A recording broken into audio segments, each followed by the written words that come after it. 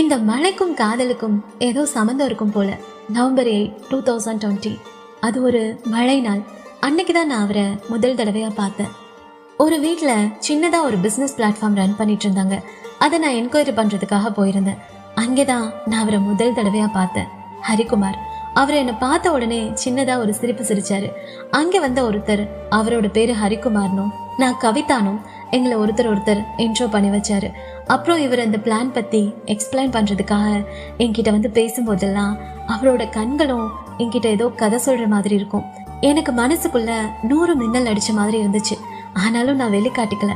அன்னைக்கு ராத்திரி தரிசான என் நெஞ்சில் விழுந்தாயே விதையாகன்னு ஒரு பாட்டோட வரிகளோட கவிதாங்கிற என்னோட பேரை எப்படியெல்லாம் மறைக்க முடியுமோ அப்படியெல்லாம் மறைச்சு ஒரு ஸ்டேட்டஸ் வச்சாரு. அந்த நாளை என்னால் இப்போ வரைக்கும் மறக்கவே முடியாது.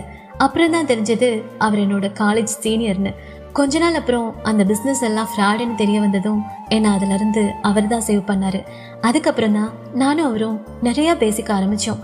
என்னை பற்றி, எங்கள் வீட்டை பற்றி, என்னோட கனவு ஆசைகள்னு எல்லாத்தையும் நான் அவர்கிட்ட சொன்னேன். அவரும் அவரை பற்றியும் அவர் குடும்பத்தை பற்றியும் சொன்னார். இப்படி போயிட்டு இருந்த எங்கள் வாழ்க்கையில் அந்த ஒரு நாளும் வந்துச்சு. February 28, 2021 காலையில் ஒரு 11 இருக்கும். ஹரிக்குமார் எனக்கு ப்ரப்போஸ் பண்ணார்.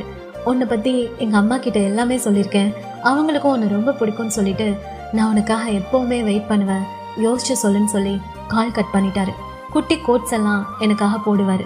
Time is slow when I wait for you, but I will wait to hear your words. அந்த மாதிரி நிறைய விஷயங்கள் அவர் எனக்காகவே இருக்கிற மாதிரி ஃபீல் ஆச்சு. எனக்கும் அது பிடிச்சிருந்துச்சு. March 3 கோவிட் எல்லாம் முடிஞ்சு காலேஜ் ஸ்டார்ட் ஆச்சு. நான் அன்னைக்கு ஸ்கை ப்ளூ கலரில் ட்ரெஸ் போட்டிருந்தேன்.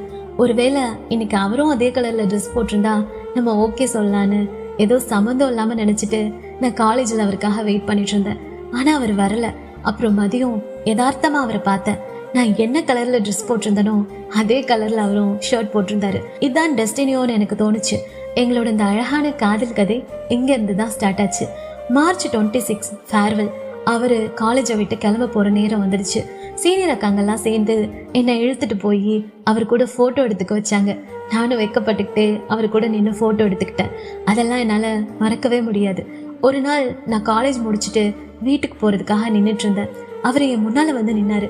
எனக்கு பயங்கர ஷாக்கு. சாத்தூர்லேருந்து கோவில்பட்டி வர 20 கிலோமீட்டர் என்னை பைக்கில் கூட்டிகிட்டு போனார். வெறும் 20 கிலோமீட்டர் தான். ஆனால் எனக்கு ஏதோ 2 ஜென்மம் அவர் கூட வாழ்ந்தது மாதிரி ஃபீல் ஆச்சு. September 3 என்னோட பர்த்டே. ஒரு வாட்சும் என்னோட அழகான ஃபோட்டோஸ் எல்லாம் செட் பண்ணி ஒரு ஃபோட்டோ ஃப்ரேமும் ப்ரெசென்ட் பண்ணார். ஆனால் அதை விட ஒரு அழகான கிஃப்ட் என்னென்னா, அன்னைக்கு தான் அவர் என்னை அவங்க அம்மா கூட பேச வச்சார்.